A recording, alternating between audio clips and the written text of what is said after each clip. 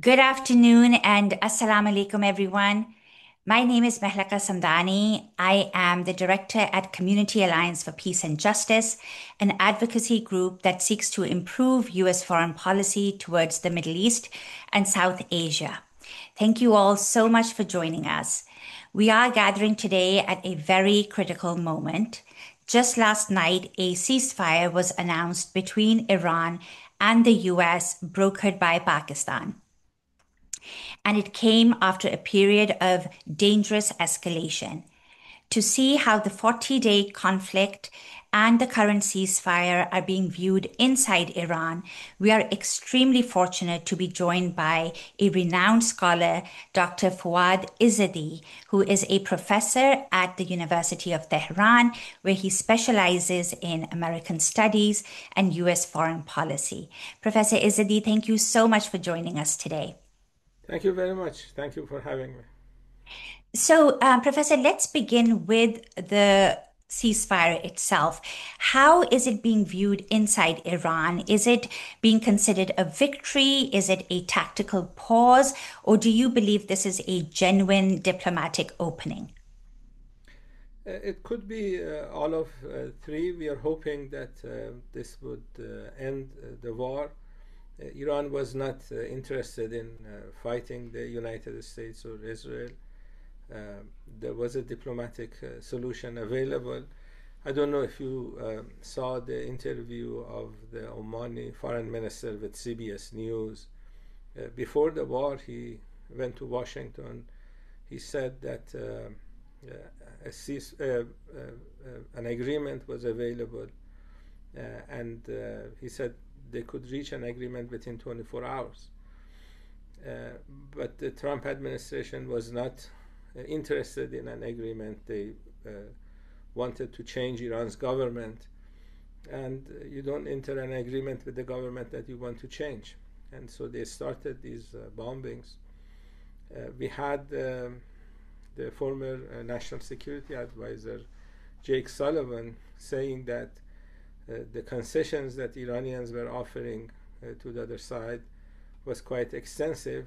And this is him saying that Witkoff and Kushner did not understand what Iranians were, what they were talking about, because I guess they were not really interested in having a negotiated settlement. And so the war started, and the first days of war, Trump and Netanyahu asked the Iranians to come to the streets in millions, and they did, shouting against Trump and Netanyahu. They managed to unite Iranians more than any Iranian politician could ever do. And then they started hitting civilian targets from the first day. We had the school in southern Iran, more than 165 little girls, primary school, hit with American Tomahawk missiles.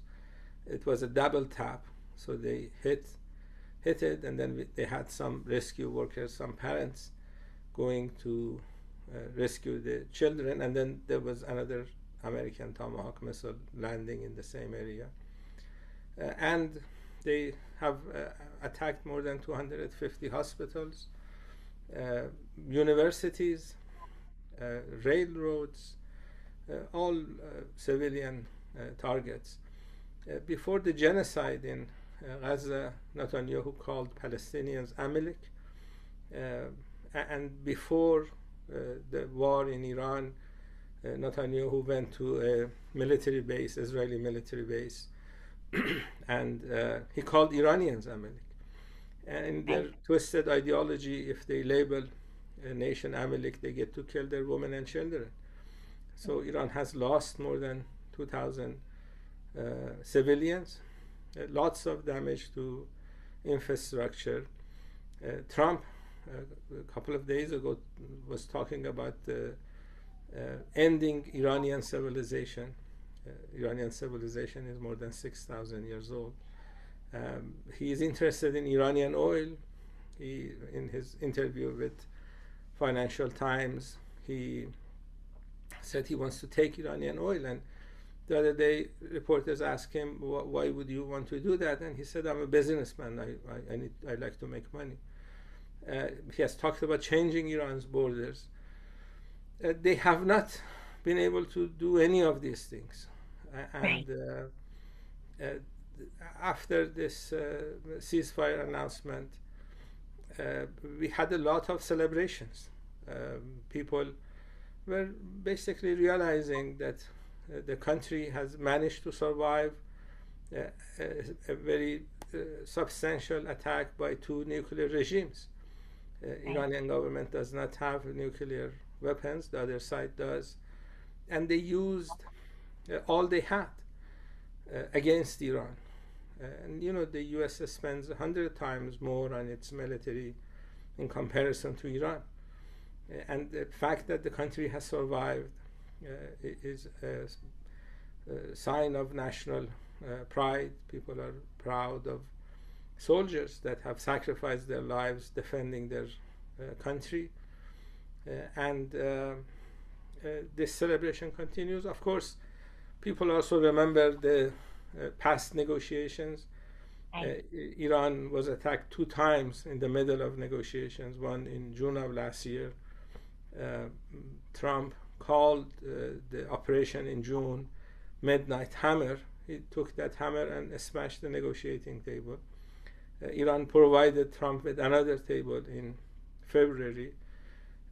Again, the United States attacked Iran in the middle of that negotiation. So when Trump talks about negotiations, people worry more about war. Sure. So this was the good news until about noon time, Tehran time, and then we started hearing the news from Lebanon. You know, we have Yeah. lost more than 100 civilians, about 500 injuries. And Absolutely. Lebanon was part of the ceasefire. So they started violating the ceasefire from the first day. And this is an Israeli practice, the same way they attacked hospitals in Gaza, schools in Gaza. They did the same in Iran. And since the ceasefire in Gaza, more than 1,000 civilians have been killed. So in Israeli terminology, a ceasefire is for the other side. They shouldn't shoot back, but Israelis can shoot and kill in the middle of ceasefire anytime they want, as they did today in Lebanon. We had an attack on an Iranian island in the Persian Gulf, oil facilities, today about 10 a.m. We have drones, American and Israeli drones, roaming around Iranian airspace. These are all violations of the ceasefire. We had the Pakistani Prime Minister in his statement, he specifically said Lebanon, a ceasefire in Lebanon should be part of this agreement. And Israelis are not accepting that. So the fear that people have is that with all these violations, Iran has no other choice but to return to what Iran was doing in the last 40 days. And Right. this is the difficulty that Professor they. Isadi, that's exactly right. I mean, the terms of the ceasefire were almost immediately violated. I think just today, the Pakistani ambassador to the U.S. again confirmed that Lebanon was included in the ceasefire. But then there's also some reporting that's out there that says that, but almost immediately, President Trump had told Netanyahu to absolutely go ahead with attacking Lebanon as well. So, given the immediate violations that are happening, we're still here. Do you believe that Israel will continue to act as a spoiler if this ceasefire between Iran and the US then heads into negotiations that are currently being planned in Islamabad on Friday? You know, the general belief here is that this is a good cop, bad cop practice. They are coordinating with each other. This was Trump's statement after the 12-day war, that he works with Netanyahu as a team. So I think what the Israelis did today was something that they coordinated with the United States. Generally, Israelis cannot do anything in terms of war making unless they get support from the United States, because they get their weapons from the United States, they get their money from the United States, they get their political support from the United States, propaganda support from the United States. So Israel is nothing without the United States. And this is, yes, seriously jeopardizing the talks. We don't know if Iranian delegation will go to Islamabad on Friday. There are some people who are questioning the usefulness of that trip, because Israelis have started violating this ceasefire from the first day in the manner they did, killing and injuring hundreds of people. So there are serious doubts about the future of the ceasefire. And, I think it was just today that President Pezeshkian mentioned that, yes, we are going ahead with the negotiations. We do plan to send our delegation to Pakistan. That was earlier today. But there also seems to be some reports about the IRGC and other segments of the Iranian leadership who are not completely on board because they do not trust the Israelis and the Americans with these negotiations. So who within Iran is actually making those decisions at this point? Who is the ultimate arbiter in terms of whether there will be negotiations, whether a delegation will go to Pakistan? And just also generally in this time of crisis, is it the Office of the Supreme Leader? Is it the IRGC? Is it the Supreme National Security Council? Who is actually determining what happens next? I don't know if you have read Iran's constitution. I would encourage you to do it. It's an interesting read. In Iran's constitution, we have this National Security Council. The president of the National Security Council is the country's president, Dr. Pezeshkian. There are 4 ministers, foreign minister, 3 other ministers. And then you have the head of judiciary, the head of the parliament. You have 2 representatives from the leader present, and then you have the head of the Iranian military. Mm-hmm. They make decisions about these issues.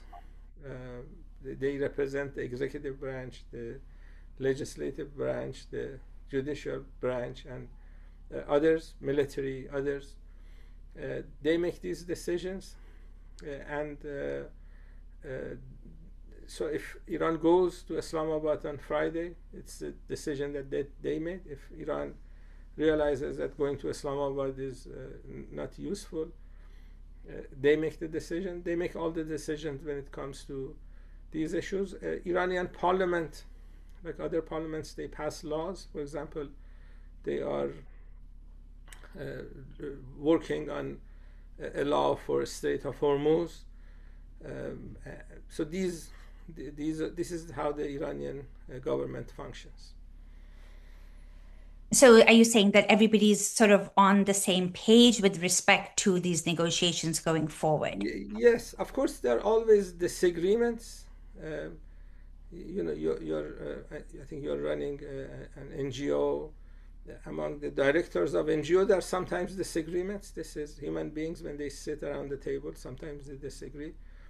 But we have in Western news outlets a line of not serious reporting, trying to sort of divide and conquer, and said that demonize this segment of Iranian government, demonize the other segment, create talking points to blame Iran at the end of the day, instead of blaming Israel for all the atrocities. I was on the Sky News today, and I mentioned that Lebanon was heavily bombed, and this anchor was telling me, well, this is a response to the ceasefire violations on Iran. I said, what are you talking about? Which violation did Iran do? So it's sad. Sometimes we look at these Western media outlets and we feel sorry for the people who have to consume uh, Of course. And garbage. Didi, if I could just interrupt you for a second, could you raise the volume a little bit at your end? I think people might have are having a little bit of trouble hearing you. I'm not sure how that is done. Am I I supposed can to do hear that you in Zoom? fine. I'm not sure. I would just somebody of our audience members said, um, let me see. Yeah, this output is 100%. Okay, So don't let's worry see. about it. If you, we can hear you just fine. Okay, So hopefully it will. I've raised the volume at our end, but anyway. okay. Okay.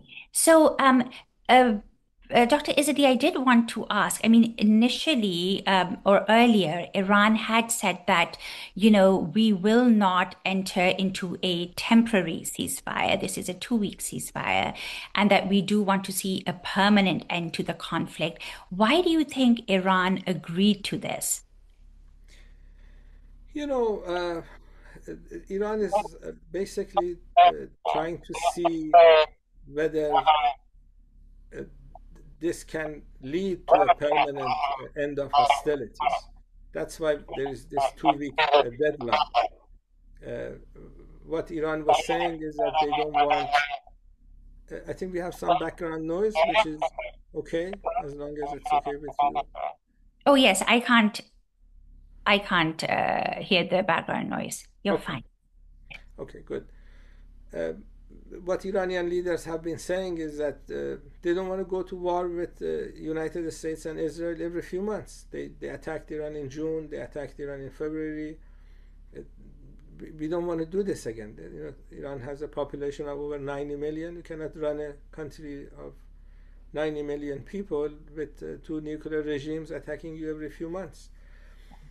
So the reason uh, Iranian delegation is going to Islamabad, if they actually make it there, is to see whether they can be assured of a permanent end to these wars. And if they can see that, then that is one of the objectives that they have. And if they see this is just a deception operation, like the two other negotiations that Iran had with the United States, deception operations. These are not my words. There are extensive reporting on this. Wall Street Journal did that. Hudson Institute did that, about how the United States used deception to make the Iranian side feel that they're actually negotiating while they were planning for war. So that's the determination that Iranian leaders will make. So yes, and of course, like Iran had said from the very beginning that we just want to ensure that we are not attacked again. Who do you think in the region or beyond can provide that kind of security guarantee to Iran? Somebody or a country that has enough leverage over both Iran and the US. Who do you think that could be? And who do you see as a credible mediator in all of this? I know Pakistan is facilitating those talks, but who do you see as a credible mediator who can enforce those guarantees? I don't think that we are dealing with the Epstein class. They they don't want to follow international law. They are not going to listen to any mediators. They are not interested in uh, basically behaving like normal countries. You don't go on a rampage attacking other countries, killing their leaders, killing their people. Uh, Part of that 10-point demand that Iran has is a UN resolution, but we had a UN resolution with the nuclear agreement. Trump could care less. So the answer to your question is nobody. No country is going to be able to do that. The only guarantee that Iran will have is Iran's military force. If they violate and attack Iran again, Iran has no other choice but to defend itself. Right. And over this period, over the 40-day war that was waged against Iran, the Strait of Hormuz became this point of leverage. And we also know that it's a key pressure point for the US as well. For Trump, it was very obvious that reopening the Strait of Hormuz was a very, big point, and that is something that he wanted to condition in for the ceasefire. Do you believe that Iran now thinks that this is the point of leverage, that it should never give up? And at any time there is any kind of military escalation, it has the Strait of Hormuz. It has that even when it keeps it open, it should retain control. I think just today, as soon as Israel started striking Lebanon, Iran again announced that is now going to close the Strait of Hormuz. Do you think that the Strait of Hormuz has become this thing which provides Iran with that leverage and acts as a deterrent now to other countries? It does, and it's in international law. We have this Convention on Law of Seas. The territorial waters of countries, Iran, any other country, United States, is 12 miles. That is the territorial waters. And then they add another 12 miles to the territorial waters, and they call it contiguous waters. That's the Yeah. terminology. And in your territorial waters, you can act and pass laws and regulations the same way you do in your land. Mhm. Territorial waters are considered to be part of that country. And in contiguous waters, the laws of the coastal state, it needs to be respected, especially when it comes to security issues that violate the security of that coastal state. The Strait of Hormuz is 21 miles altogether. The width is 21 miles. And that means you do the math, you got 12 miles of Iranian territorial waters, 12 miles of Oman territorial waters. That's 24, which is 3 miles more than 21. So Strait of Hormuz falls within territorial waters of Iran and Oman. We have some misreporting in Western media outlets saying that these are the Strait of Hormuz is in international waters. Yeah. That's not Yeah. accurate. These are Iranian territorial waters, Omani territorial waters. That means that Iran and Oman determine what happens in the Strait of Hormuz. Article 17 on the Convention on Law of Seas says that yes, passage is possible through these waterways, but it says innocent passage. And that innocent is the key word in the eyes of Iranians. Article 19 defines innocent, and it says the ship that is passing through should not cause security problems for the coastal state. So coastal states have a standing in international law when it comes to this type of straits. When you attack a country, kill more than 3,000 people, you are violating the security of that country, needless to say. So American ships are not allowed. Israeli ships are not allowed. These are territorial waters of Iran. Why would Iran want to allow the enemy ships to go through? And other ships that are not helping these enemy countries are free to go. One reason many of these ships are not going is because this is a war zone. 45 days ago, there was no problem in the Strait of Hormuz. All these difficulties started with the illegal war of US and Israel. And so the insurance companies are not allowing these ships to go through. Some of them are going with coordination with Iran. We had this French ship from France carrying fertilizers. They went through a couple of days ago. So when the French had a choice, the French government had a choice between fertilizers and Trump, they chose fertilizers. And other ships have been going through, Pakistani ships have been going through.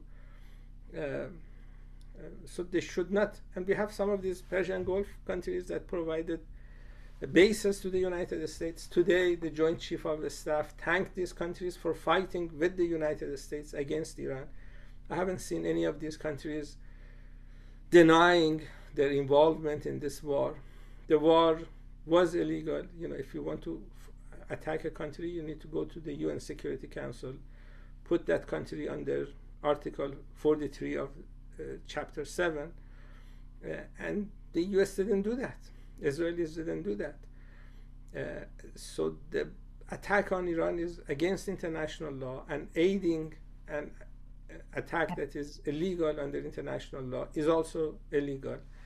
So the countries that provided these bases, they are going to pay when they go through, because of the damage they caused to Iran. Iran has suffered billions of dollars worth of damage.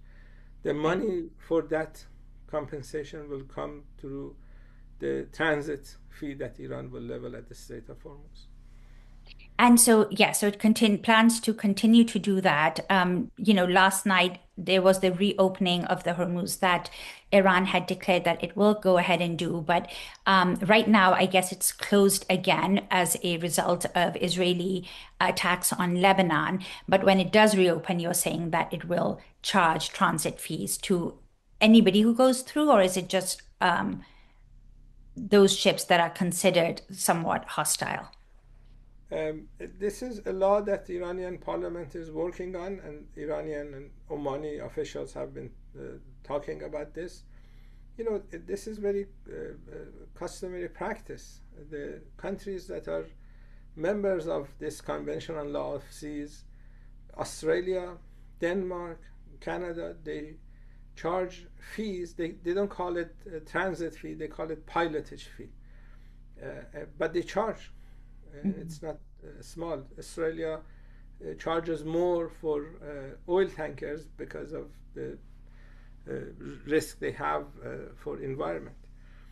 And the countries that are not a member, like Turkey, they just call it transit fee. Turkey charges a transit fee for every ship based on the weight of the ship.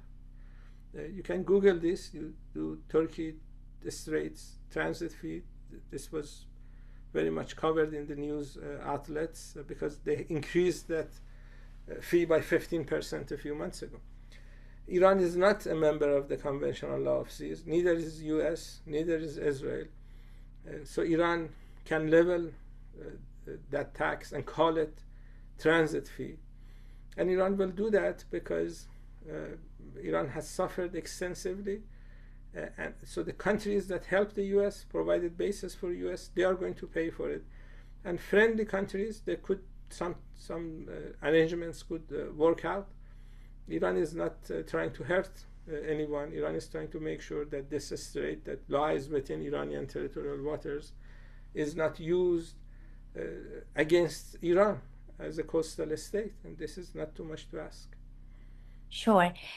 So coming back to the negotiations, Dr. Izzadi, if the Iranian delegation does go ahead and go to Islamabad, do you believe that it will accept having Witkoff and Jared Kushner as the as representing the the American delegation? They did reject them last time, and there is news of J.D. Vance also going. But will Witkoff and Kushner be deemed legitimate representatives?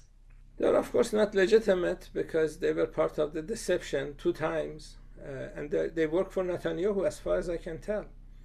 I don't think they're working for Trump. I think they're implementing Netanyahu's wishes. At the end of the day, it's not the Iranian decision to to determine who is in the US delegation. But if I were Trump, if I was really interested in a peace deal with Iran, I would not send these 2 guys because they have divided loyalties. I think they're more loyal to Israel than they are to the United States. Sure. Now, between Iran and the US, the two proposals that are being floated, Trump came out with his 15-point plan, Iran came up with its 10-point plan, and they're completely diametrically opposed to one another. Trump, through his plan, is trying to really limit Iran's regional role, its nuclear program, its missiles program, and is offering sanctions relief. In return. And Iran's plan does the exact opposite. It wants to retain control of the Strait of Hormuz. It wants full sanctions lifted. It wants security guarantees. And it wants the right to be able to enrich uranium. Given how far apart these two plans are, what hope do you have that there will be any kind of a breakthrough in Islamabad or any negotiations going forward? Or do you believe that there has been back channel diplomacy happening and there's been some movement towards some of these elements, especially around nuclear enrichment?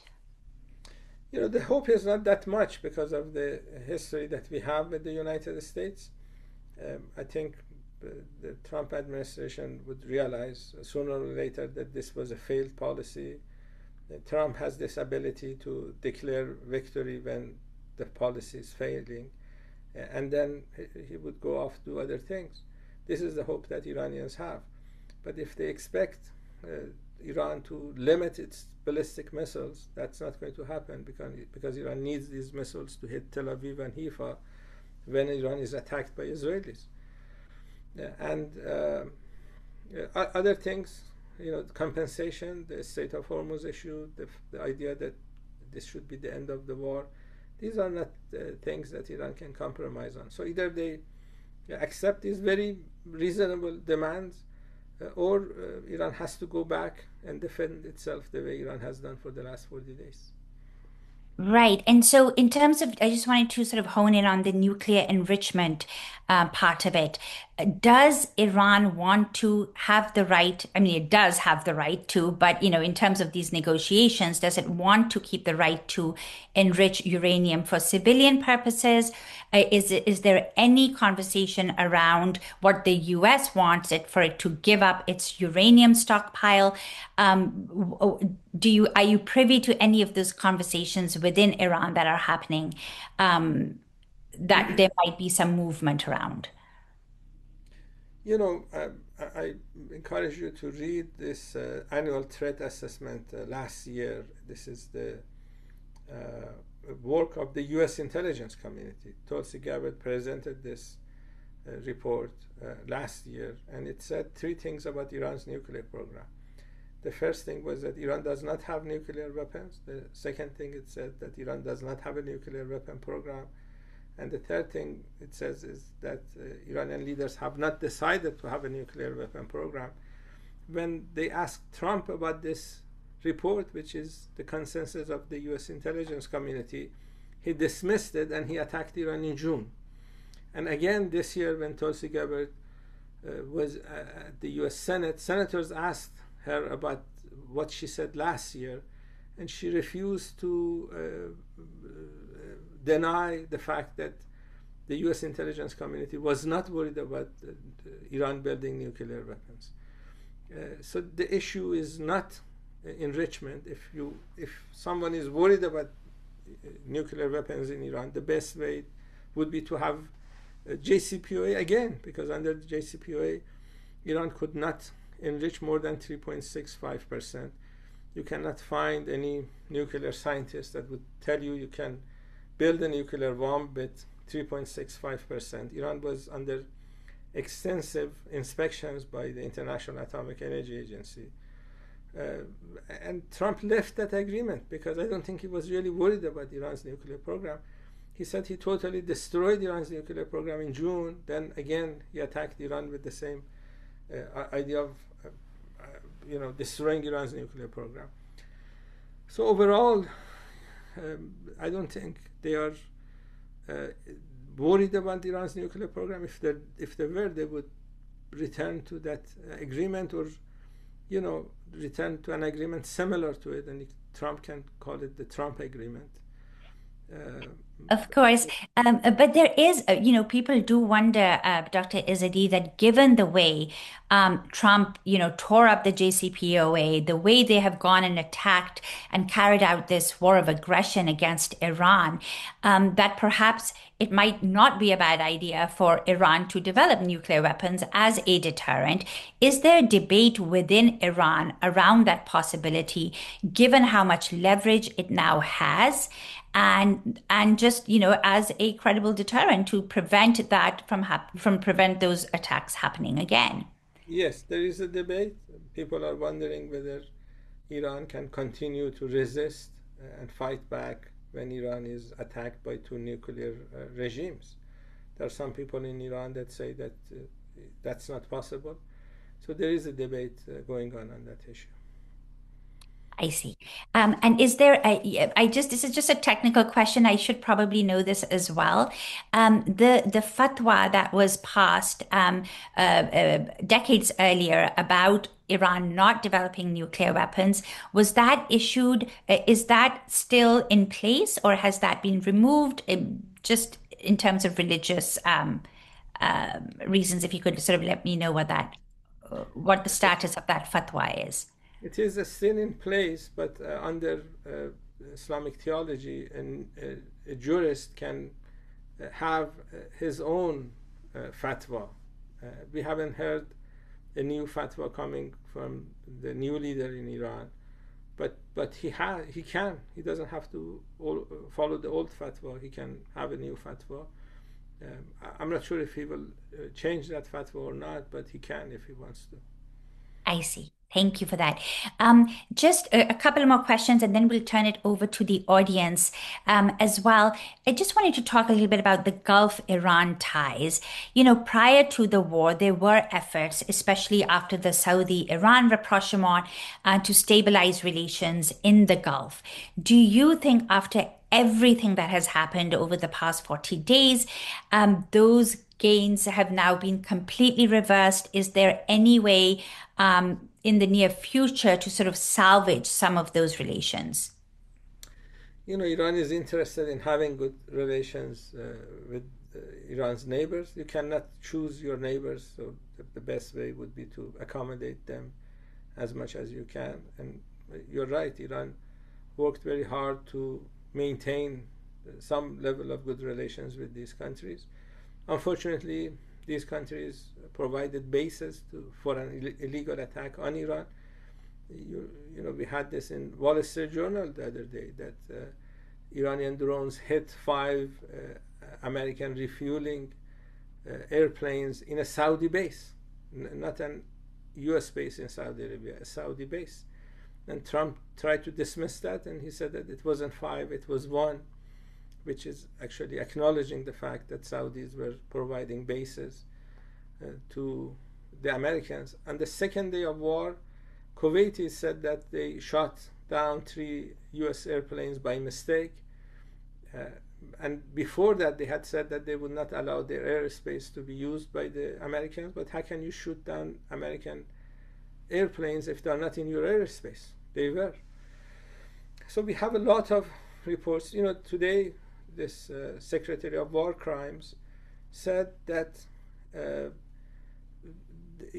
United States has hit 13,000 sites in Iran. You cannot do that using aircraft carriers that are about 2,000 kilometers away. These bases were used for these attacks on Iran. So Iran is quite disappointed that these neighbors, instead of just watching, they had the option of just watching. We had 2 years of genocide in Palestine, and they're good at watching. They didn't do anything for the genocide. But they chose to work with the U.S., as it's said by government officials in the United States. So making those relationships positive again would not be an easy task. I think at the end of the day, Iran will try to forget and forgive. But the hope that Iran has is that these countries will also realize that providing bases to the United States is not giving them security. In fact, it's causing them serious problems. The UAE, it seems, is firmly in Israel's camp. It has made that very, very clear. Do you believe there's been some movement from the Kingdom of Saudi Arabia to sort of remove itself from that grouping? I mean, it never very overtly ever, normalized relations with Israel or anything, but has been, according to reports, a proponent of this war. But do you believe that with every passing day, Saudi Arabia is sort of moving away from that? We don't see any evidence that they are moving away. As you said, we have a lot of reports saying that the Saudis want the U.S. to fight Iran more. So we don't see any positive outcomes coming out of Saudi Arabia. I see. So just this one last question, and perhaps this was the most important question, Dr. Izzati, and that is about the people of Iran. How have they been faring through this entire 40-day period? What has been the immediate impact of the war on everyday life in Iran, economically, socially, psychologically? How do different segments of Iranian society perceive this trajectory of war? And is there a gap between official narratives and public sentiment? What can you tell us about the mood in Iran? The mood is a mood of defiance. There is this culture of resistance here. Every night we have millions of people coming to the streets shouting against Trump and Netanyahu. There is this rally around the flag effect. Of course, people are suffering because of economic hardship Mhm. that the war is creating. But that doesn't mean that they want to be foot soldiers for Trump or Netanyahu. They understand who Trump is. They understand who Netanyahu is. They know these are war criminals, fascists, people who kill babies, engage in genocide. As I said, Trump has managed to unite Iranians more than any Iranian politician could ever do. Okay, great. Well, thank you so much for that. I'm sure we have lots of different questions. I'm going to now invite Dr. Atika Batul, who is also a CAPJ board member, to sort of join us. I'm going to invite her in. Hi, Atika. If Hello. you please turn to the audience questions now and maybe ask the first question of. So I actually kind of went through the questions and I compressed them into three big points, which include some of my own inputs also. And one of them was primarily half answered in terms of Iran's relationship with GCC. But Dr. Izzati, how do you see this evolving in future? And I'm going to break this down into GCC, Saudi, and Pakistan in particular, because that's another player in all of this. And the late Dr. Ali Larijani in 2025, when he visited, he clearly said that, I'm offering a blank check of support to Pakistan. But clearly there's been other influences which has led to the region not being able to go together. And I think one of the big Zionist agenda is to play upon the rift of Shia-Sunni divide, which has been a big factor in this, and again, Ayatollah Khamenei always stressed upon the unity of the Muslim world. So how do you see this working out in future, and what are some of the measures that may perhaps heal those rifts? The Persian Gulf states, southern part of the Persian Gulf, need to realize that trusting the United States for their security is not a good idea. Trusting Israelis for their security is not a good idea. These are rich countries. They can manage on their own, but the problem is that these are client states of the United States, so sometimes they don't have that much say. These U.S. bases, some areas of these U.S. bases are designated for U.S. citizens only. Because of their dependency on the United States, no matter how much Iran tries to be attractive to them, that's not going to happen because they're not making decisions on their own. But that doesn't mean that Iran will not try. I think Iran will continue to try to see if they can improve relations, especially after the war. All right. The second question, and quite a few individuals brought it up, were with regards to Palestine, because Iran's always been a staunch supporter for Palestine and the freedom to establish the independent Palestinian state. So, is a ceasefire, Lebanon's included, but is Palestine, Gaza still a priority of this deal that U.S. and Israel are going to make? With Iran, and would that include opening up the borders to allow aid to get into Gaza freely, because they have been suffering for a long time? And how far is Iran willing to take this in terms of standing by? And Iran stated that clearly, that our neighbors are important. Lebanon's important, Palestine and Gaza is important. But what are some of the measures that Iran is willing to take to put that forward? So you already saw one example when the Israelis attacked Lebanon, the ships stopped going through the Strait of Hormuz. So Iran wants to see peace in this part of the world. That means Israelis are not supposed to be attacking their neighboring countries, killing people. And that's going to be important for Iran. Other details, I think, will be worked out as they go through this agreement. If they go to Islamabad, we are not sure if Iranian delegation will go there. And what about the reopening of the Al-Aqsa Mosque, access to Muslims? Do you see that happening? I don't know.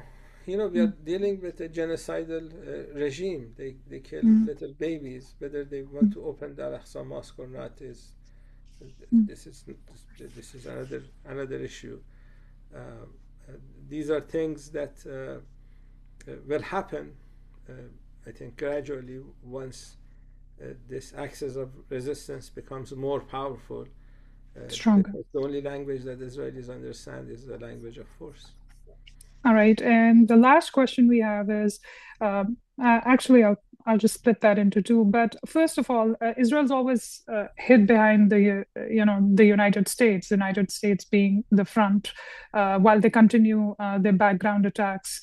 Even though, we can say clearly that their representatives were included in the U.S. team of negotiators, but should there not be a clear engagement or an upfront engagement between the Israeli officials, the American officials?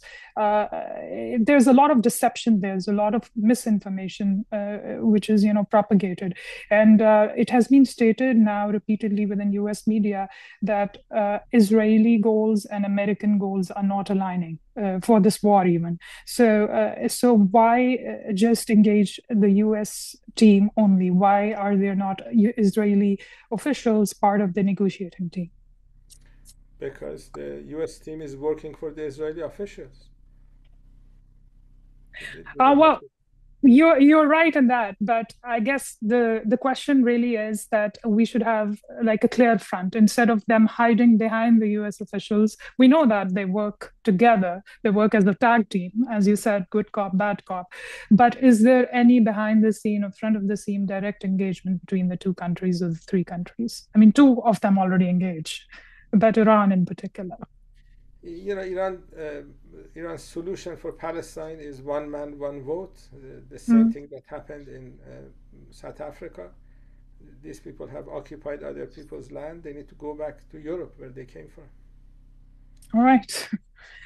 There was another question, Dr. Izzati. It says, there were attacks. I think there was Kuwait and Saudi and perhaps Qatar as well that claimed that there were attacks by drones in their territories today. And the question is, were the apparent attacks on the GCC countries today minimal, and were they false flag operations? Are they being... I don't know. I've been busy doing these interviews. It's possible that Iran has done it in response to the attack on the Iranian island at 10 a.m. this morning. It's possible that it came from Iran, but I don't know if Iranian officials have accepted the responsibility or not. Okay, great. Thank you. Atika, are there other questions that we need to get to? No, I don't see any. I think we compressed and we addressed all of them. We know it's extremely late at your end, Dr. Izadi, and so we don't want to keep you for much longer. But are there any parting words that you would give to us? There are many Americans who are listening in at this point. Anything that you would like us to do to support Iran as it's sort of trying to ward off this aggression? What can Americans, ordinary Americans, do? Uh, don't rely on the mainstream corporate media because they generally don't present the actual facts. Looking at alternative media would actually give you more information. We have some news outlets that have been doing a good job in the last 40 days. Uh, One way to sell this war is to demonize Iran. So realizing that Iran is actually trying to defend itself is going to be a good idea. Those are excellent points. Thank you so much. And I think over the past 40 days, at least on social media, we have seen this eruption of, accounts where people are getting to see Iran up close and very closely in terms of the culture, in terms of the art, in terms of the architecture and the people, the resilience of the people. And I think that's been inspiring a lot of people. And we do greatly, greatly appreciate your time, your expertise, and your wisdom. You've left us with a lot to think about. So thank you so much. Thank you for having me. Take care. Thank you.